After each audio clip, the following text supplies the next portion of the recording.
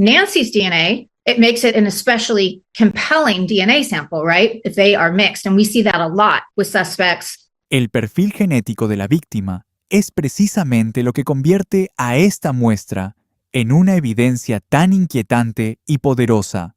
¿No es así? Pero si los rastros biológicos terminan mezclándose, escenario que vemos con frecuencia cuando el depredador y su presa forcejean lo que queda, es un híbrido confuso de sangre y otros fluidos orgánicos.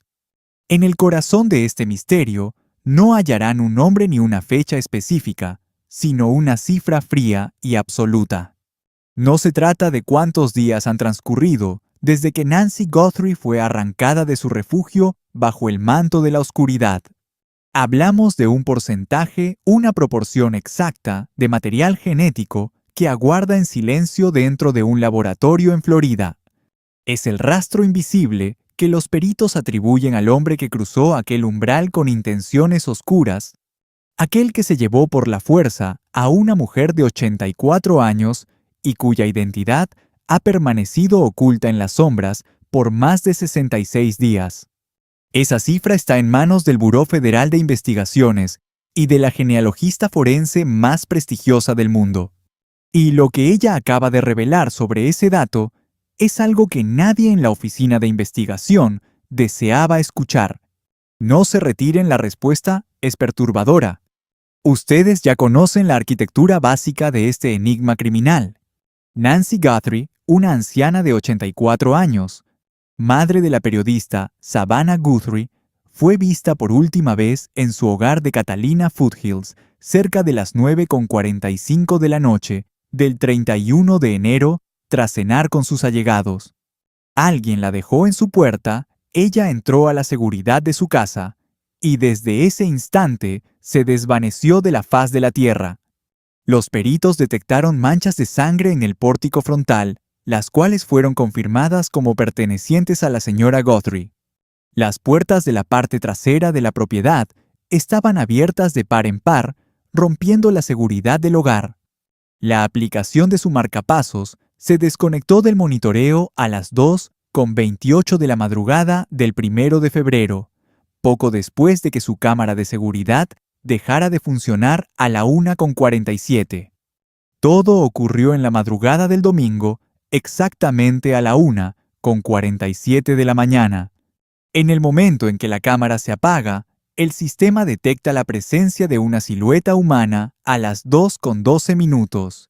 Dentro de la residencia, los investigadores dieron con material biológico que bajo ninguna circunstancia debería haber estado allí. No se trataba de los rastros hemáticos hallados en la entrada exterior. Era algo distinto, un depósito de información genética dejado por un individuo cuya identidad es un completo enigma.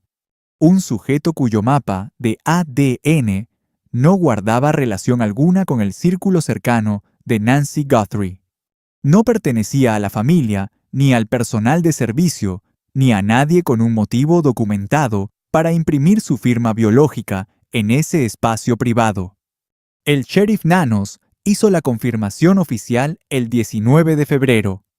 Chris Nanos declaró formalmente esta semana que el equipo de investigación está agotando todas las rutas de la genealogía genética para intentar hallar una coincidencia que dé nombre al sospechoso en el caso Guthrie. Cuando esa información se filtró a los expertos forenses, la reacción fue inmediata y estuvo cargada de una extraña seguridad. Los genealogistas, con mayor trayectoria en el campo, coincidieron unánimemente en una sola premisa.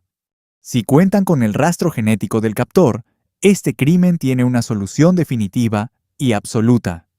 No hablamos de resolverlo en una década o en un futuro lejano. La respuesta es inminente. Las bases de datos están disponibles y la tecnología actual es simplemente implacable. Es un método que ha demostrado su eficacia en incontables crímenes. Solo hay que actuar con rapidez, procesar la muestra y el nombre surgirá inevitablemente. C.C. Moore es la estratega principal en genealogía genética dentro de los laboratorios Parabon Nanolabs. Ella ha sido pieza clave en la resolución de más de 300 casos antiguos, basándose únicamente en el código genético y los registros familiares. Sus declaraciones iniciales fueron contundentes mucho antes de que se conocieran las verdaderas complicaciones del proceso. Si yo fuera el responsable de este secuestro, comentó ella en su momento, estaría viviendo una pesadilla ahora mismo porque gracias a la genealogía genética investigativa, su rostro será revelado tarde o temprano. Sostuvo que si el sospechoso tuviera raíces profundas en suelo estadounidense, y si su linaje familiar hubiera permanecido en este país por varias generaciones, descubrir quién es sería cuestión de minutos, o a lo mucho un par de horas. Aseguró que había permanecido en un estado de tensa espera, aguardando con ansias que una evidencia de este calibre finalmente saliera a la luz en la investigación de la desaparición de Guthrie. Eso fue en febrero, pero para el día 20, el semblante de la investigación cambió de una forma sombría y radical. El oficial Nanos volvió a aparecer frente a los reflectores y pronunció una sola palabra que alteró por completo el destino de todo el análisis forense. En ocasiones el rastro de la vida se presenta de forma turbia, en una mezcla confusa. Contamos con material genético de la escena, que es una amalgama de perfiles, lo que obliga a un proceso de separación quirúrgica. La esperanza es que el laboratorio logre esa distinción conservando la evidencia por si la defensa solicita su propio peritaje. La muestra de ADN recuperada en el interior del hogar de los Guthrie no era un perfil puro ni aislado. Se trataba de una mezcla biológica.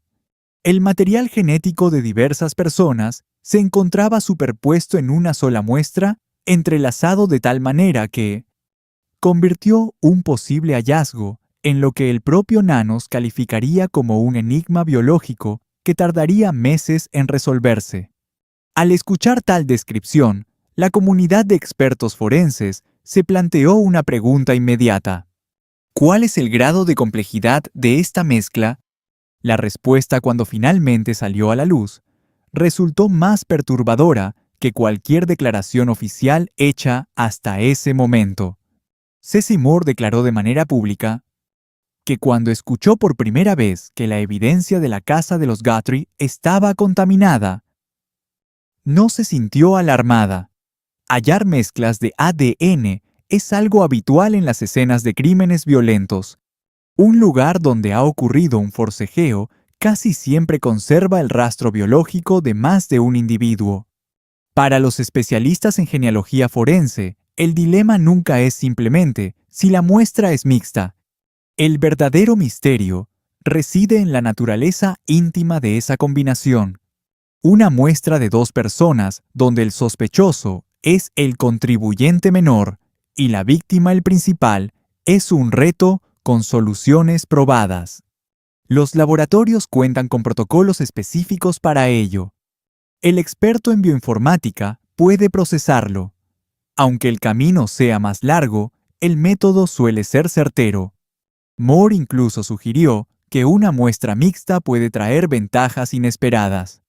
Un contribuyente minoritario claro, alguien cuyo rastro genético está presente allí, pero cuya estancia no tiene explicación, resalta contra el fondo de la víctima, funcionando como una huella que señala al culpable.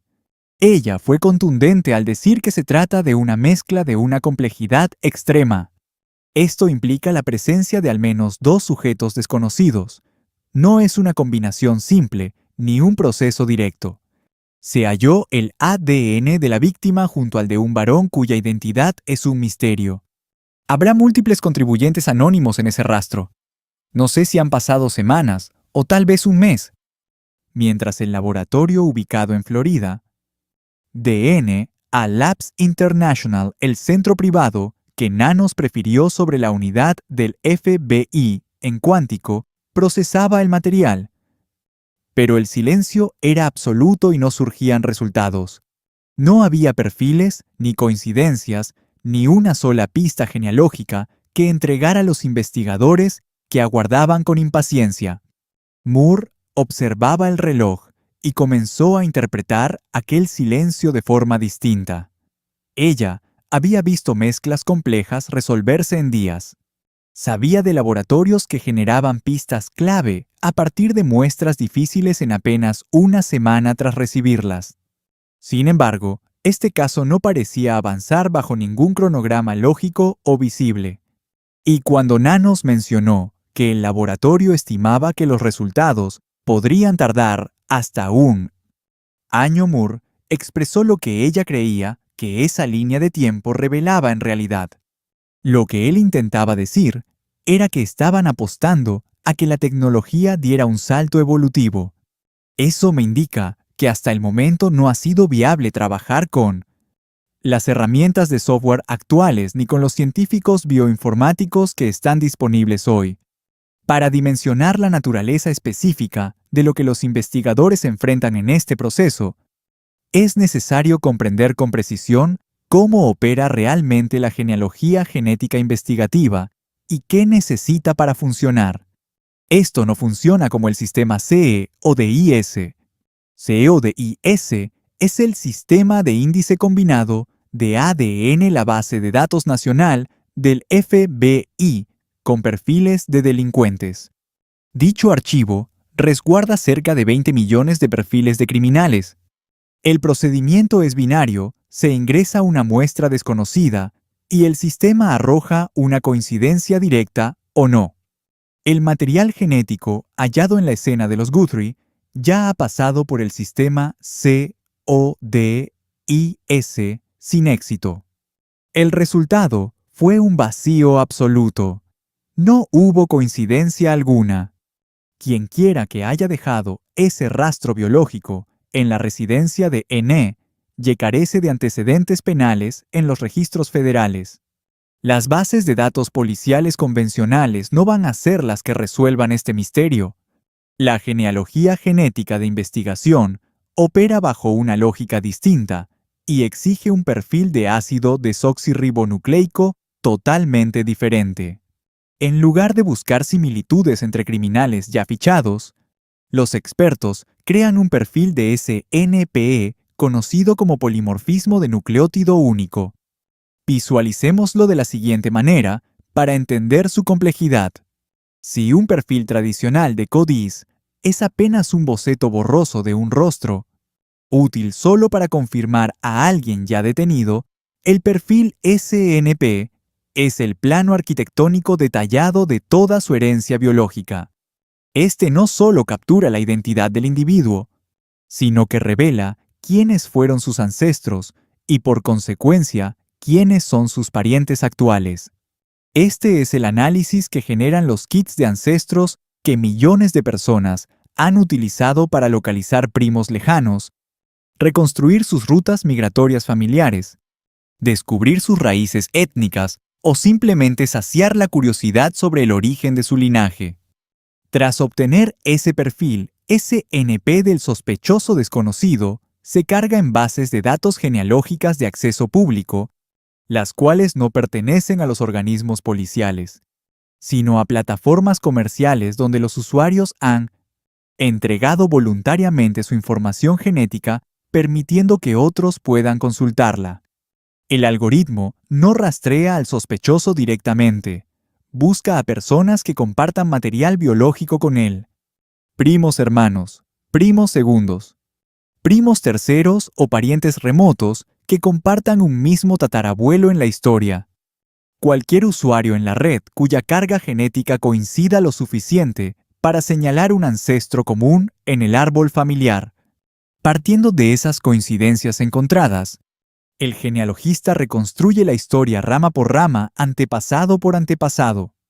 El investigador vincula cada rastro con sus parientes conocidos, rastreándolos en archivos históricos hasta hallar el punto exacto donde todas esas ramificaciones se unen. Ese punto converge en una persona con el sexo biológico y la edad aproximada correctos, con el historial geográfico preciso y el entorno necesario para ser con toda probabilidad el sujeto oculto tras el pasamontañas en aquel video. C.C. Moore le explicó a CNN que esto es como aplicar ingeniería inversa a una identidad, descifrándola únicamente a través de su árbol genealógico y su rastro genético. Estamos desarmando y reconstruyendo el linaje del sospechoso pieza por pieza, basándonos en quienes comparten su código biológico. De este modo, antepasado tras antepasado, vamos armando el rompecabezas de su árbol familiar. Ignoramos quién es él, pero sí podemos descubrir con certeza quiénes son estos individuos con los que comparte su herencia genética. Es exactamente eso.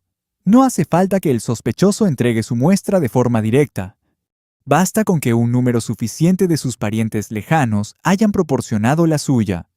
Este método fue el que desenmascaró a Joseph James DeAngelo como el asesino del Estado Dorado, un depredador y homicida serial que burló a la justicia por más de 40 años. Fue lo que guió a los agentes hasta Bryan Kohberger por los crímenes de Idaho, siguiendo un rastro que inició con el kit genético de un pariente remoto. Se trata de una técnica documentada, comprobada, avalada legalmente y cada vez más veloz cuando el escenario es el adecuado. Sin embargo, requiere un elemento fundamental antes de poner en marcha cualquier engranaje: un perfil de ese NP viable. Es imposible procesar una mezcla impura o simple ruido genético. No se puede pretender que una base de datos halle parientes cuando la señal biológica está perdida entre rastros de otras personas. El proceso de deconvolución, esa compleja arquitectura matemática y computacional que desglosa una muestra contaminada en perfiles genéticos individuales y limpios, es el paso fundamental.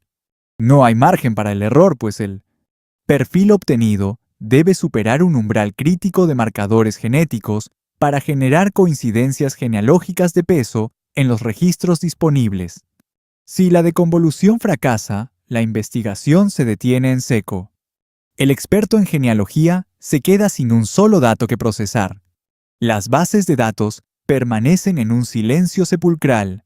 El árbol genealógico jamás llega a construirse. Y la identidad del sospechoso nunca logra salir de la penumbra.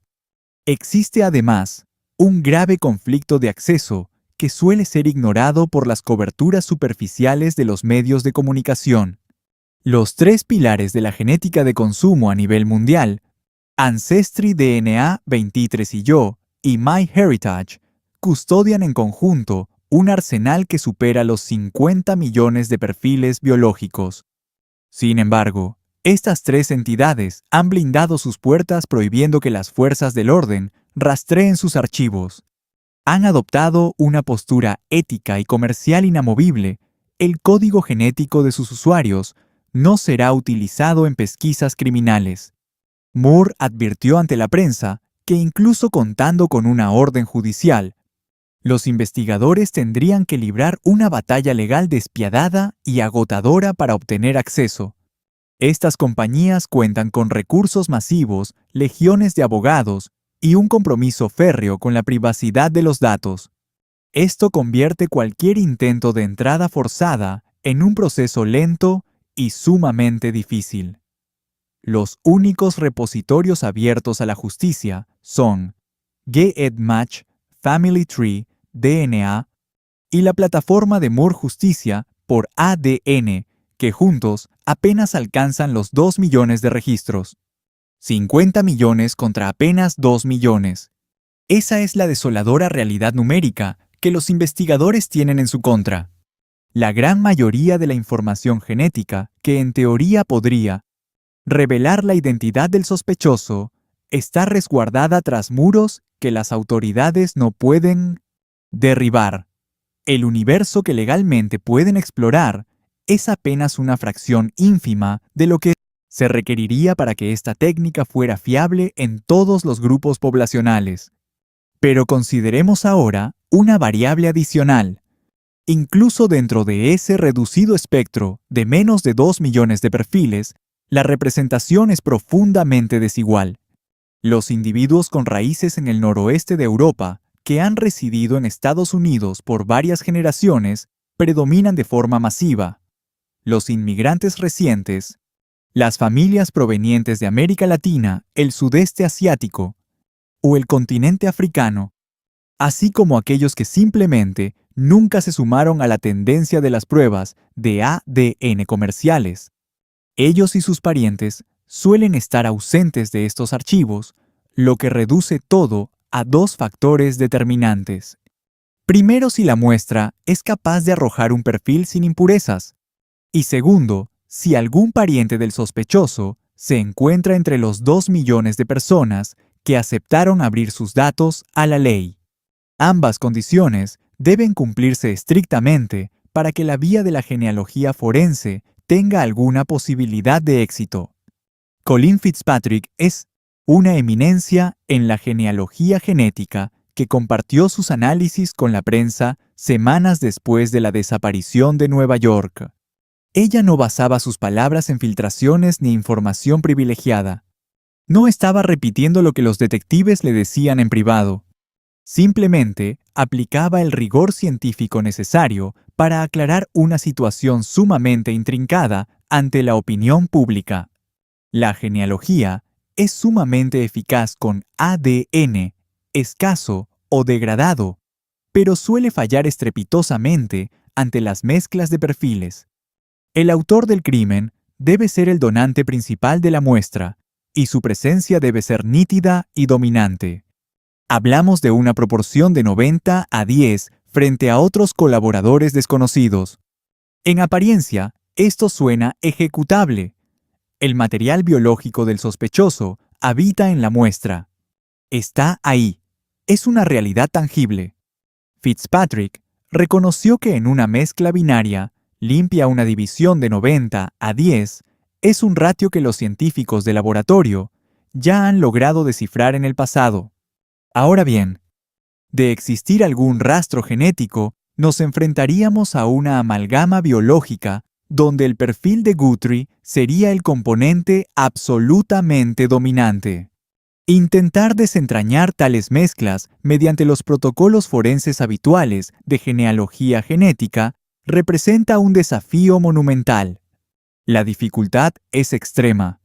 Si bien ciertos sistemas han procesado proporciones similares en evidencias más simples, este escenario es distinto. No obstante, ella planteó de inmediato la interrogante que altera por completo cualquier tipo de pronóstico científico. ¿Es acaso ese 10% del contribuyente minoritario, tanto en volumen como en mimo 600 calidad realmente suficiente para generar los marcadores genéticos que requiere un perfil de polimorfismo de nucleótido único funcional? El dilema no es solo si somos capaces de detectarlo, sino si podemos hacerlo con la precisión y la certeza necesarias para cargarlo en una base de datos genealógica y obtener coincidencias familiares con las que un experto pueda realmente trabajar. Esa es la pregunta de rigor en este misterio. Y las declaraciones de Fitzpatrick fueron sumamente tajantes. Un aporte minoritario de apenas el 10% podría no ser suficiente para cruzar ese umbral crítico. Los marcadores podrían estar ahí, pero de forma insuficiente. La señal puede existir, pero ser demasiado tenue y estar muy fragmentada para reconstruirla. Sin la cantidad necesaria de marcadores, resulta imposible completar el perfil genético. Y sin un perfil íntegro, el acceso a las bases de datos genealógicas queda totalmente vedado. Sin esos archivos, la posibilidad de rastrear un árbol familiar se desvanece en la oscuridad. Sin un árbol genealógico, no hay un nombre. Fue entonces cuando ella introdujo la segunda variable, esa, que transforma un reto en un muro científico. ¿Qué ocurriría si no se tratara de una mezcla de solo 2 individuos? El sheriff Nanos nunca describió este rastro biológico como una muestra perteneciente a solo 2 personas. Sus palabras exactas definieron el hallazgo simplemente como una mezcla de diversos perfiles genéticos. A veces, el material hereditario se entremezcla. En aquella escena, lo que recuperamos fue una combinación compleja de material biológico. Por lo tanto, nuestra labor consiste en realizar una separación minuciosa. Guardo la esperanza de que el laboratorio lo logre preservando la evidencia por si la defensa decide realizar sus propios análisis químicos. En la criminalística forense, esa terminología es crucial. No implica necesariamente que existan únicamente dos donantes. Podrían ser 3, 4 o incluso más sujetos en un entorno donde ocurrió un episodio de violencia extrema. Se trata de un lugar que fue la residencia principal de la víctima durante muchísimos años, un espacio por el que pudieron haber transitado múltiples individuos en diversos momentos del tiempo. Todo ese material orgánico puede converger en una sola muestra recolectada de una superficie específica. El análisis de mezclas genéticas se basa puramente en modelos de probabilidad matemática. Cuando una muestra contiene a dos contribuyentes y la proporción entre ambos es razonablemente clara, los algoritmos de computación pueden asignar cada rasgo genético detectado a su donante más probable, con la confianza estadística necesaria para generar un perfil útil. Primero se identifican los marcadores de aquel individuo que domina la muestra. Los rasgos del contribuyente minoritario se extraen entonces de lo que queda en el residuo matemático. Al añadir a un tercer sujeto desconocido, la complejidad del modelo probabilístico se dispara de manera dramática. Cada marcador debe ser ahora evaluado a través de 3 distribuciones de probabilidad simultáneas. El margen de confianza para cada una de estas asignaciones comienza a dilatarse peligrosamente. Como consecuencia, el índice de error en las clasificaciones individuales aumenta de forma considerable. El sistema informático debe realizar un esfuerzo de procesamiento mucho más profundo para arrojar resultados que alcancen el umbral de certeza exigido para el trabajo genealógico o para su uso en un tribunal. La presencia de un cuarto individuo desconocido no se limita a duplicar esa dificultad técnica. Nuevamente el problema se vuelve exponencial hundiéndose en un abismo de variables. Cada persona adicional multiplica las combinaciones genéticas posibles que el programa debe evaluar y resolver tarde o temprano. Y este es precisamente el punto medular en la investigación sobre Guthrie. El desafío computacional. La complejidad del rastro sobrepasa lo que el sistema informático puede procesar hoy con absoluta certeza. No equipo insuficiente, ni falta de fondos o expertos. Es un límite matemático que el software actual no puede cruzar ante una muestra de esta naturaleza. Moore confirmó la gran gravedad del enigma genético en diversas comparecencias realizadas entre febrero y marzo de este mismo año. Ella lo definió bajo el gélido término forense de mezcla compleja. Es una mezcla compleja. Existen al menos 2 sombras desconocidas allí. No es un rastro simple, ni una combinación genética directa. El ADN de la víctima y un sujeto masculino no identificado. Explicó que al ver retrasos que superaban cualquier experiencia previa, con muestras de ADN que fuesen manejables, incluso ante el enigma de 2 personas más difícil, comenzó a trazar una conclusión bastante inquietante. Cualquier recurso informático que sus especialistas en bioinformática posean ahora ha fracasado al intentar desenredar los hilos de esa muestra.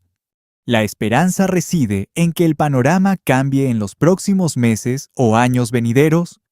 La periodista Natasha Sves la cuestionó directamente en su espacio de investigación sobre crímenes reales.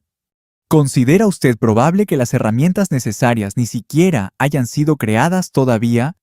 Ese software es simplemente inexistente. Moore fue tajante, al menos no está disponible para el Buró Federal, ni laboratorios internacionales. Ella vinculó este vacío con la evolución histórica y accidentada de esta disciplina científica. Las técnicas para descifrar perfiles tradicionales, como los usados en bases federales, se han pulido durante 30 años de oscuridad.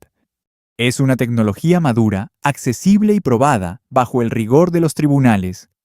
La comunidad forense ha forjado esas herramientas tras 3 décadas de crímenes y estudio académico. El análisis genético para genealogía investigativa es un terreno distinto y mucho más reciente. El proceso de datos que depura una muestra turbia para obtener un perfil genético individualizado, apto para bases de datos genealógicas, es, según la propia Moore, algo que nace prácticamente de cero, debido a su inquietante novedad. Comparada con los métodos de ADN con los que han trabajado por tantas décadas. Ese abismo entre las herramientas antiguas y el estado actual del análisis de polimorfismos es el vacío donde cayó la investigación Guthrie. Moore afirma que la ciencia sigue avanzando. Describió progresos asombrosos en los 7 años y medio que lleva sumergida en este campo. Reconoció que alguien en algún lugar podría estar gestando el código para resolver esta mezcla. Dijo sin rodeos: no digo que no exista alguien afuera desarrollando algo capaz de quebrar este código genético. Confío en que esto impulse la innovación y dé a mentes nuevas, a nuevos científicos, la oportunidad de revelar proyectos que mantenían en la penumbra. La visibilidad del caso Guthrie, el escrutinio de toda la nación y el foco de la comunidad forense podrían ser el motor del cambio tecnológico faltante. Crímenes de este impacto ya han forzado la evolución técnica en el pasado. La captura del asesino del Estado Dorado aceleró el uso de genealogía en la ley. Este misterio podría acelerar la creación del software de análisis que hoy no existe, un logro en tiempo futuro.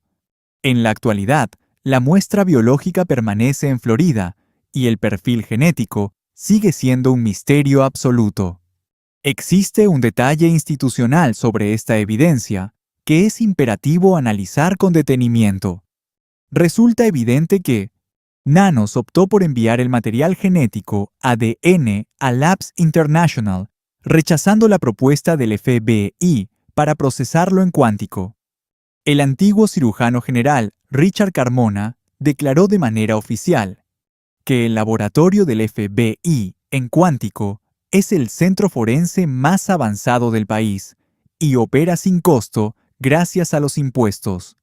Cissy Moore, al ser consultada sobre el tema, mantuvo una postura mucho más analítica y cautelosa. Ella explicó que DNA Labs International posee tecnología para perfiles SNPE que incluso el FBI no maneja de forma interna y que dicha elección permitía que el análisis de CODUS y el perfilado SNP ocurrieran al unísono, ganando tiempo en teoría. Determinar si esa fue la decisión acertada es una incógnita que el tiempo aún no ha logrado despejar.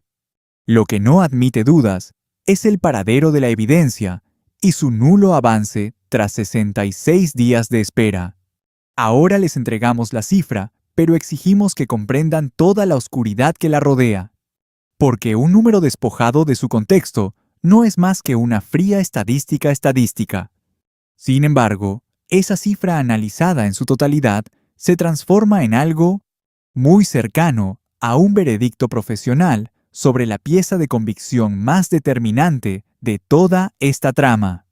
La genealogista forense Colin Fitzpatrick explicó esta cruda realidad matemática ante las cámaras de NBC News. Imaginemos que la mezcla hallada en el hogar de Nueva York se divide en 90% de la víctima y 10% de un desconocido. Una proporción de 90 a 10. Casi todo el material genético de esa muestra le pertenece a la mujer que habitó esa casa durante años. Y ese 10% restante, si la hipótesis es correcta, es del individuo que irrumpió en la noche oculto tras una máscara. Aquel que se la llevó por la fuerza y cuya identidad sigue perdida en las sombras. Fitzpatrick advirtió que esa proporción podría ser insuficiente. Existe el riesgo de que el laboratorio no logre extraer los marcadores necesarios de un contribuyente tan minoritario para cumplir con los estándares de la genealogía. Y surge la gran duda: ¿qué sucedería si no hay 2 personas involucradas, sino varias? Si cada uno aporta apenas una mínima fracción del total, el problema se vuelve un enigma que supera la capacidad de cualquier software moderno. Ceci Moore corroboró la extrema complejidad del hallazgo. Confirmó que la clasificación de la mezcla es sumamente intrincada. Aseguró que el plazo de un año transcurrido indica que la tecnología disponible no ha podido doblegar el problema. Fue entonces cuando pronunció las palabras que nadie, involucrado en esta búsqueda de justicia, deseaba escuchar jamás. Si todos los linajes que estoy trazando terminan en la escena del crimen, sabré que es alguien con raíces profundas en la zona, y eso lo complica todo. ¿Entienden? Porque habría muchísimos más descendientes viviendo justo allí, aunque en teoría podría ser una pista vital. No dijo que esto tomaría una eternidad. Tampoco dijo que es un reto, pero que la ciencia lo logrará eventualmente. No. Ni siquiera mencionó que hay progresos, o que el perfil está por salir a la luz. Es muy poco probable que esta sea la prueba que resuelva el caso, sentenció la mujer que ha descifrado más de 300 enigmas. La misma experta que en febrero se mostraba sumamente esperanzada al saber que había ADN extraño en la casa. La autoridad máxima en genealogía forense a nivel mundial, la jefa de investigación genética en Parabon Nanolabs, la pionera que revolucionó este campo, aplicándolo a los casos fríos más perturbadores del país. Hablando con esa precisión gélida que solo otorga el conocimiento absoluto de la verdad. Nos adentramos en la ciencia real, lejos del ruido de los titulares sensacionalistas. Resulta muy poco probable que esto llegue a constituir la prueba definitiva. Esas palabras cargan un peso abrumador, pues no provienen de un simple observador externo. No estamos ante un analista legal de televisión emitiendo una opinión superficial. Hablamos de la persona con mayor autoridad técnica del país para evaluar la viabilidad de una prueba forense. Ella ha declarado con frialdad que si los parámetros son lo que los indicios sugieren, la muestra del hogar podría haber alcanzado ya el límite absoluto de la tecnología científica actual. Y ese estancamiento técnico no parece ser algo transitorio que pueda ayudar a Nancy Guthrie en ningún futuro cercano. Debemos ser precisos al definir qué implica esto y qué queda fuera de su alcance. No significa bajo ninguna circunstancia que la investigación haya llegado a su fin. No indica que el FBI haya agotado ya cada una de sus líneas de rastreo.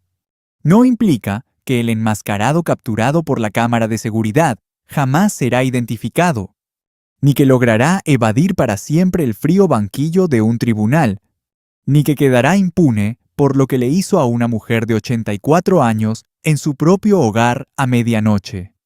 Lo que esto revela es algo tan concreto como perturbador.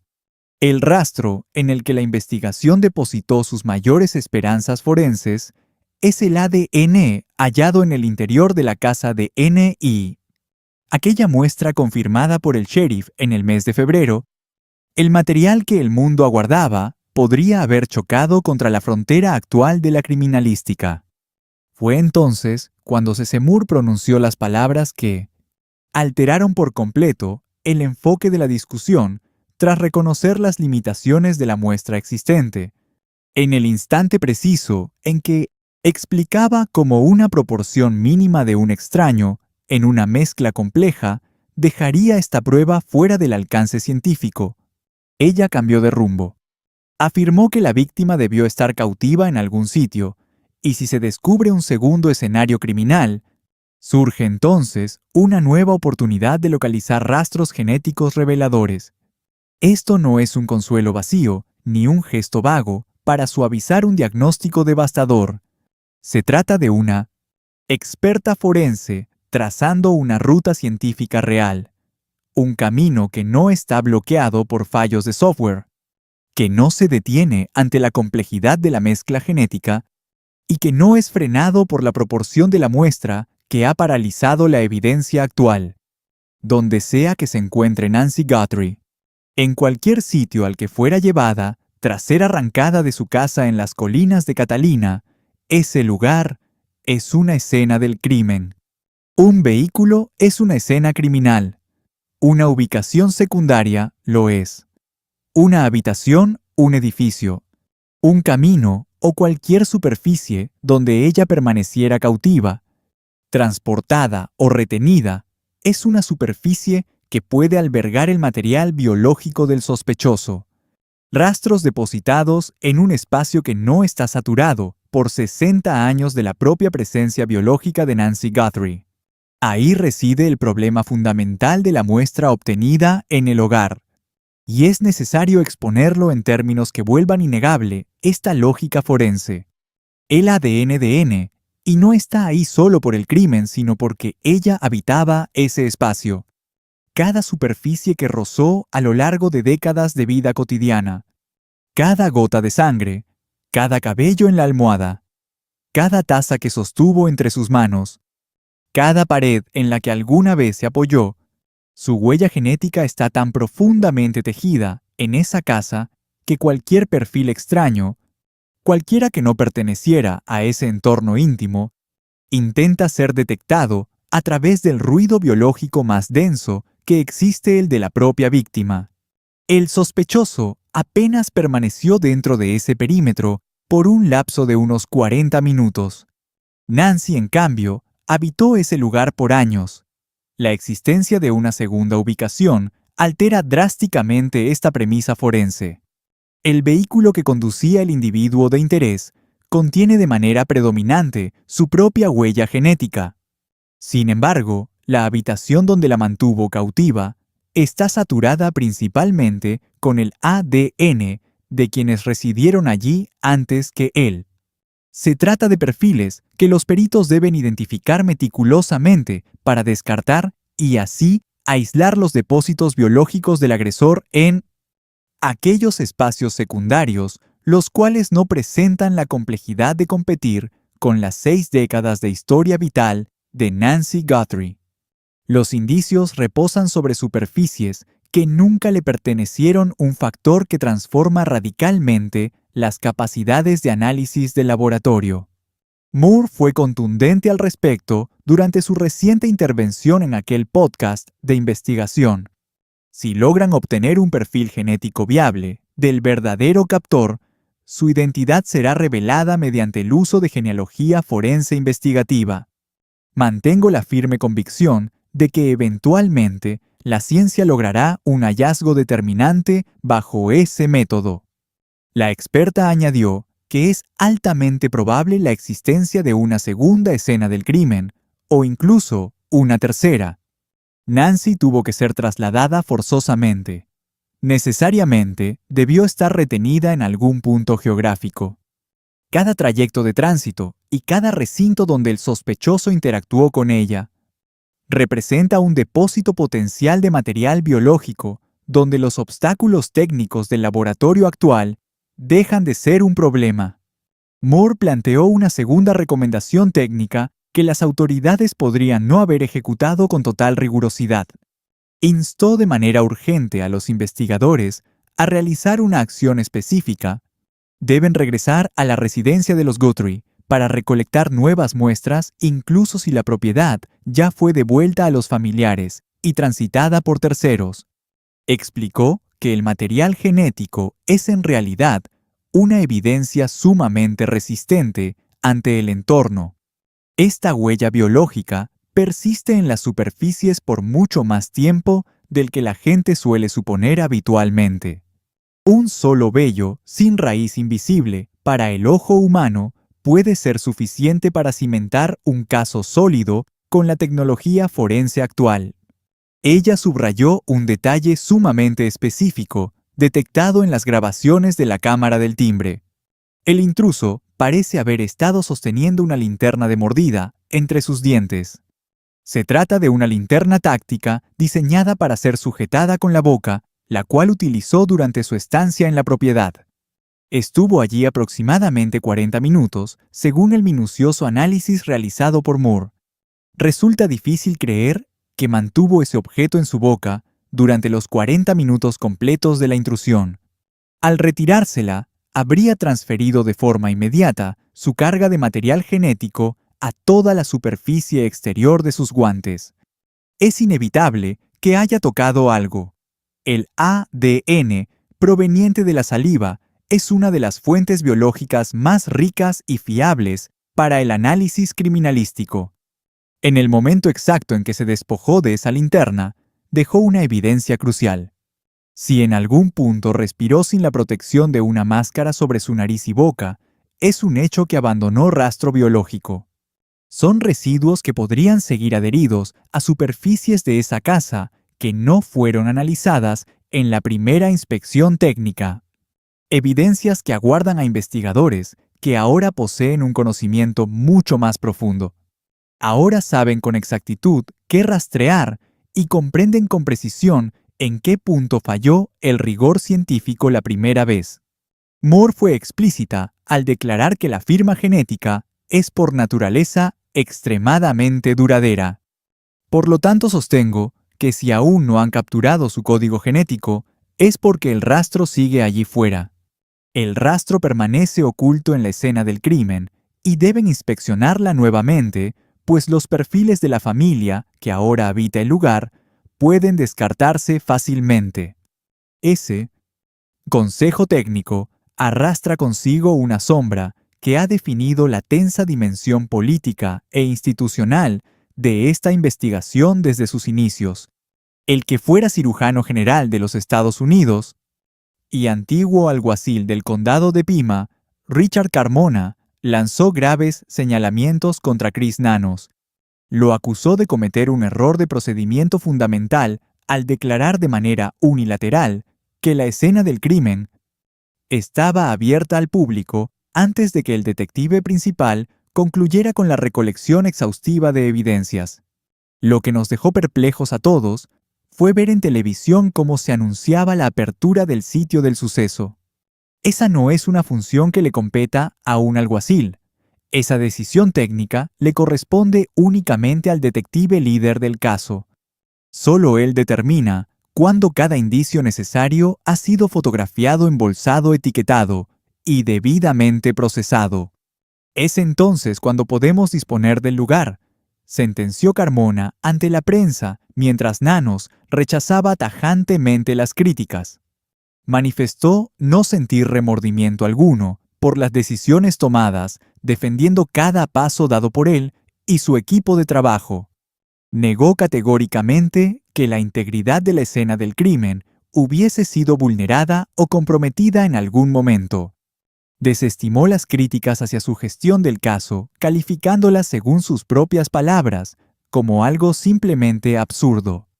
La Junta de Supervisores del Condado de Pima votó por unanimidad para obligar a Nanos a declarar bajo juramento sobre su historial y manejo del departamento. La organización de alguaciles del condado, conformada por sus propios oficiales, emitió un voto de desconfianza unánime en su contra el 24 de marzo. Actualmente, un proceso de revocación de mandato se encuentra activo y sigue ganando terreno legal. Reportes de importantes medios digitales y cadenas de noticias nacionales confirmaron además mediante diversas fuentes con conocimiento interno del departamento que el sargento a cargo de la unidad de homicidios asignada originalmente al caso Guthrie jamás había liderado personalmente una investigación de asesinato antes de ser nombrado jefe de dicha unidad. Tan solo un detective del grupo inicial contaba con más de 3 años de experiencia real en el equipo de homicidios. Nanos ha rechazado estos señalamientos tajantemente, defendiendo a su supervisor por nombre y citando casos específicos que fueron resueltos bajo su mando directo. No obstante, esos testimonios obtenidos de forma independiente por 2 grandes organizaciones de noticias forman ya parte del registro oficial sobre cómo se estructuró esta investigación en sus etapas críticas iniciales. Estamos ante hechos institucionales que no se pueden ignorar. No son conjeturas sobre el destino de Nancy Guthrie, ni señalan culpables directos por fallos específicos en el proceso. Representan el registro público verificado y debidamente documentado de cómo se percibe el escrutinio de este proceso, desde las entrañas mismas, por parte de aquellos que operan dentro del mismo departamento que tiene la misión de encontrarla. Y su relevancia en el panorama forense es vital puesto que constituyen el sombrío telón de fondo sobre el cual se debe evaluar cada duda respecto a la evidencia, la recolección de indicios, el manejo de la escena y la selección de los laboratorios encargados.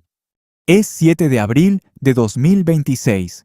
Han pasado 66 días desde la desaparición de Nancy Guthrie. Savannah Guthrie volvió a su puesto frente a las cámaras el 6 de abril, vistiendo un amarillo cargado de simbolismo. Muy buenos días, en este lunes tenemos noticias de gran impacto que han surgido en el Medio Oriente durante la madrugada.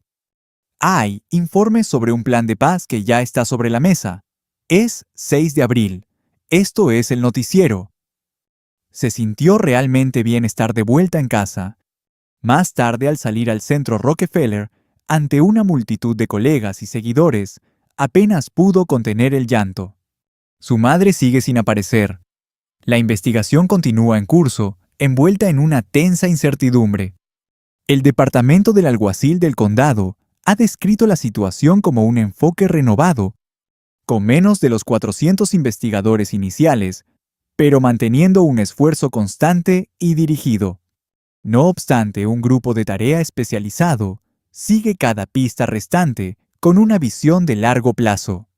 El FBI mantiene su colaboración mientras se procesan las pistas que aún llegan de forma intermitente.